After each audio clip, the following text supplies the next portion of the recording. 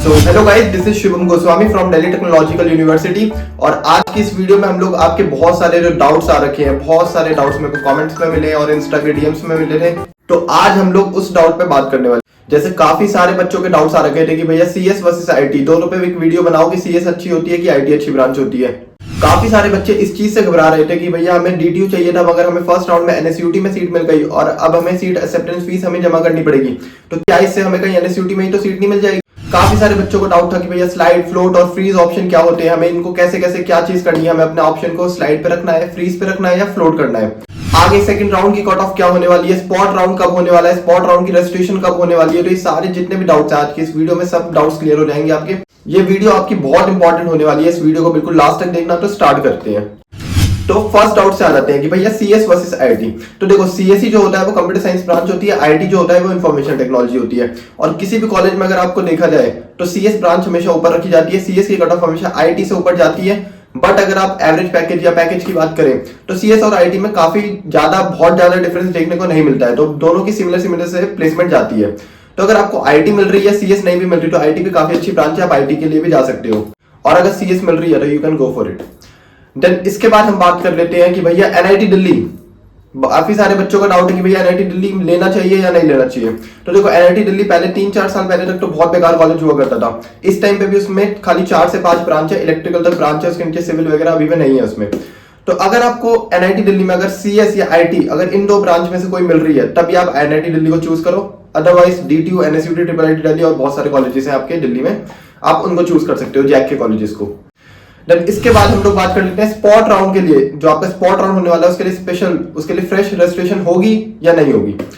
तो देखो, अब तक कोई भी जैक दिल्ली से अपडेट नहीं आया, तो इसका मतलब यही है कि जिन्होंने फर्स्ट राउंड से पहले रजिस्ट्रेशन करा था वही स्पॉट राउंड में जा सकते हैं। अभी कोई भी अपडेट नहीं आया है।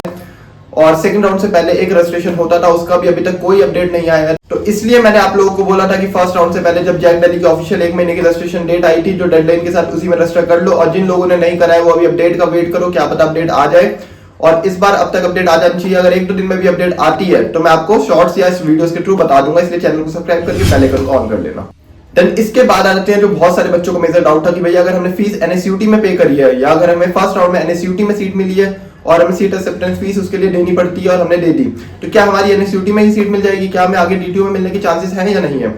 तो उन सारे बच्चों को मैंने डीएम में भी रिप्लाई करा था, कमेंट्स में भी करा था। अगर आप अपनी सीट को ध्यान से सुनना, अगर आप अपनी सीट को फ्लोट पे रखते हो तो आपको आगे फर्दर अच्छे ऑप्शन जो आपने ऊपर उसके ऑप्शन भरा होगा वो मिलने के चांसेस होते हैं। अगर आपने एनएसयूटी को ही अपनी फर्स्ट चॉइस भरी है चॉइस फिलिंग ऑर्डर में, तो उसके बाद आपके पास कोई ऑप्शन नहीं बचा, उसके बाद आपको एनएसयूटी की सीट ही लेनी पड़ेगी।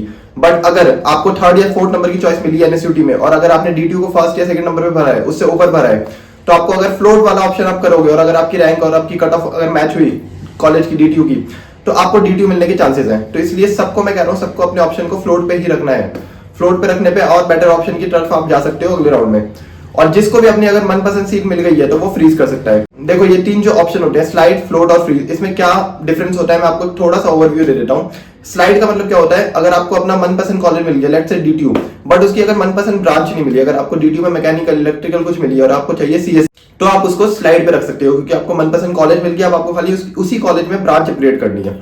देन फ्लोट ऑप्शन क्या होता है, फ्लोट ऑप्शन लेट्स से आपको 5th या 6th नंबर की चॉइस मिली है, आपने उसके ऊपर और भी बेटर चॉइसेस भर रखी है, डीटीयू की, आईटी भर रखी है, सॉफ्टवेयर, सीएसई, ये सब भर रखा है। तो फ्लोट पे आप करोगे तो आपको ऊपर के जो आपने ऑप्शन भरे हैं चॉइस फिलिंग ऑर्डर में आपके बेटर ऑप्शन, तो वो मिलने के चांसेस होते हैं। और फ्रीज का मतलब क्या होता है, लेट्स से अगर आपको डीटीयू की सीएसई चाहिए थी, आपको पहले ही राउंड में डीटीयू की सीएसई मिल गई, तो आप उसको फ्रीज कर सकते हो कि आपने अपनी सीट फ्रीज कर दी, आपने अपनी सीट एक्सेप्ट कर ली और आप बाकी के राउंड से बाहर हो जाओगे, आपको यहीं पे सीट मिल जाएगी, आपको सीट अलॉटमेंट लेटर आपका आ गया। तो फ्रीज का मतलब क्या होता है, आप सारे राउंड से आप बाहर हो जाओगे। देन इसके बाद हम लोग बात कर लेते हैं कि भैया आगे सेकंड राउंड में कट ऑफ क्या रहने वाला है। तो देखो, जो फर्स्ट राउंड में दिखा है, इस बार का कट ऑफ काफी ज्यादा अच्छा जा रहा है। तो आपके जेईई के रिजल्ट में जो बहुत ज्यादा गड़बड़ी हुई थी, उस हिसाब से आपका जो कट ऑफ है वो बहुत अच्छा गया है इस बार का। इस बार का जो कट ऑफ है वो पिछले साल से अच्छा दिखा है। आपको काफी लो रैंक पे भी डीटीयू की जो ब्रांचेस है 10-15 हजार रैंक ऊपर तक भी मिल जा रही है। इस बार कट ऑफ काफी अच्छा देखने को मिला है। डीटीयू की लेट्स से सीएसई ब्रांच वो काफी अच्छी रैंक तक गई है। फॉर एग्जाम्पल, जो ब्रांच आपको 20,000 रैंक पे मिली थी वो इस साल 22,000, 25,000 रैंक तक भी बच्चों को मिल जा रही है। तो इस बार कट ऑफ अच्छा देखने को मिला है और इस बार रजिस्ट्रेशन भी काफी ज्यादा हुए हैं। और इसके बाद हम लोग सेकंड वीडियो अब जो आने वाली है हमारे राउंड 2 के ऊपर बनाने वाले हैं और जोसा की काउंसलिंग से रिलेटेड वीडियो आने वाली है। और फर्स्ट ईयर में आपको क्या क्या चीजें करनी चाहिए, क्या क्या एसेंशियल है, क्या क्या चीजें नहीं करनी और क्या क्या चीजें करनी है, डू और डोंट्स की वीडियो आपकी आने वाली है। सब पाइपलाइन में बहुत सारी वीडियोस है, तो आप उस वीडियोस के लिए चैनल को सब्सक्राइब करके बेल आइकन को ऑन कर लेना। और जो भी आपको अगर डाउट्स है तो फटाफट से इसी वीडियो के कमेंट सेक्शन में लिखो, और इस वीडियो के डिस्क्रिप्शन में मैं एक व्हाट्सएप ग्रुप का लिंक दे रहा हूँ, उसमें ज्वाइन हो जाओ। उसमें आपके सारे डाउट्स वगैरह क्लियर करके मैं और आपके सीनियर्स बैठे हैं वहाँ पे।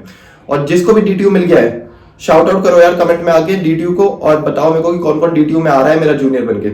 तो ऑल द बेस्ट, मिलते हैं नेक्स्ट वीडियो में।